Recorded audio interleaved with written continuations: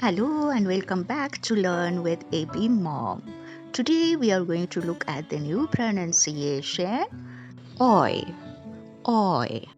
If you want to get someone's attention and you call oi, what are you doing here? Oi, oi.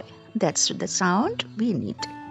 This is a two vowel sound joined together and made a new syllable. O, E, oi, oi, oi. So let us read the following words. Oil, oil. Annoyed, annoyed. Employ, employ. For example, the boy played with the toy. The boy played with the toy. The boy played with the toy.